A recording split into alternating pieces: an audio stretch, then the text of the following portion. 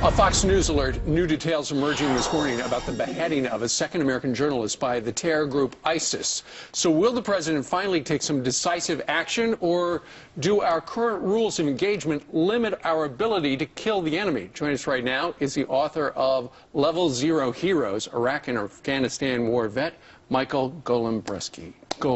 That is. There you go, you got it. Michael, good morning to you. Good morning. All right, you heard the president a little while ago. What'd you think about, he was talking about, you know, maybe I misspoke. It sounded like I misspoke last week saying we don't have a strategy. We do. It's to destroy ISIS. You know, it's one of those things that we've just seen it too often with this president. It's indecisiveness. And the service members and the warfighters on the ground don't need that in their commander-in-chief. They need clear guidance. They need a clear mission. Because they'll execute. They'll execute to the best of their ability. You just need to be a leader.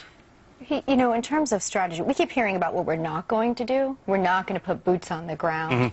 Without that, can ISIS, in your estimation, be defeated? You know, it's a hard question, because by no means can the U.S. Armed Forces be defeated. We can go in with a ground war and we could root out every single one of them. But it's an underlying problem that's in the region, that you stop one fire, another fire comes out. And we don't see these guys as individual groups. So ISIS, and then, like I said, Al-Qaeda in Yemen, Taliban, they're all cut from the same thread. They're just a bunch of thugs that use fear to intimidate people that know nothing but being suppressed. For generations, that's all they've known in this region, is to be under somebody's thumb. So a lot of people saying, well, this time, the UAE is concerned, Qatar's concerned, they should Turkey's concerned, Saudi Arabia is concerned, you have Jordan concerned. So and the Kurds obviously fight and are concerned. Yes. So should maybe we get them in on this strategy? Might that be the key to success long term? They should already be in the strategy. This is their backyard. These are their people. These are Sunnis killing Shiites. This is a regional problem for them, and they need to take care of it. They all need to step up. I'm tired of seeing the U.S. have to come in and police up and pick up after this garbage that they should be taking care of. Well, one of the problems, though, Michael, and you write about it in your book, is that when the United States steps up, we've got these rule of engagements that essentially oftentimes handcuff us with our right arm behind our back. Yes. It's, you know, I look at it with the analogy of, you take the U.S. military, you're taking a prize-winning boxer. Right before you put him in the ring, you're taking one arm and tying it behind his back. And I don't care how good of a boxer he is, he's going to lose that fight. Give us an example. Exactly.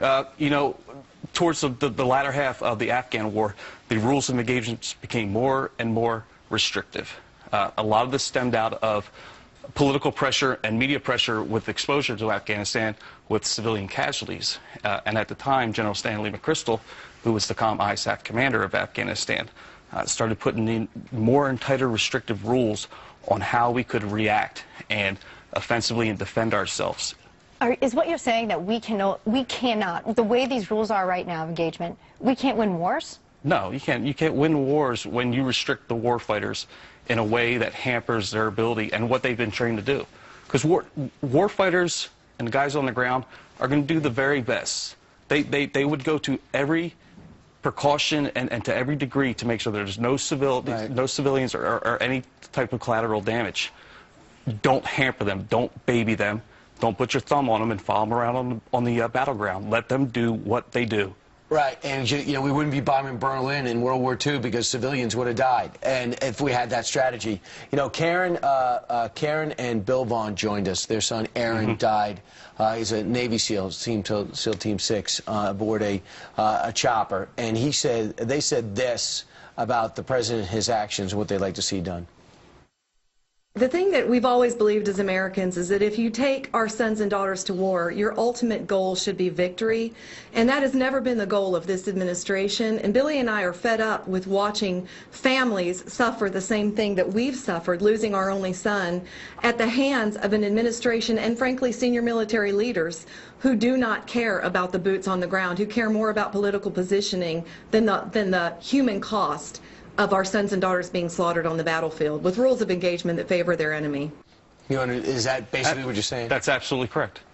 Absolutely. The politicians and the elements that influence the government are so far removed from the bullets and the RPGs and the firefights that they cannot comprehend what it is like to do and how to react and accomplish missions that are assigned when you're hampered like this. Real quick, are you disappointed in the captains and lieutenants and No. the generals that don't stick up for you guys when it comes to the politicians? You know, you really don't get into that type of intertwining with politics and the top levels of the military until you get up to like the general staffs and when they have influence and they've got contacts back in Washington. It's political at that point. Yeah, it's all it is. All right. Michael, once again, your book is called Level Zero Heroes. Check it out. Michael Golombeski. Thank you very much. Thank you. Thank you. And thanks for your service. Absolutely. We sure do appreciate that.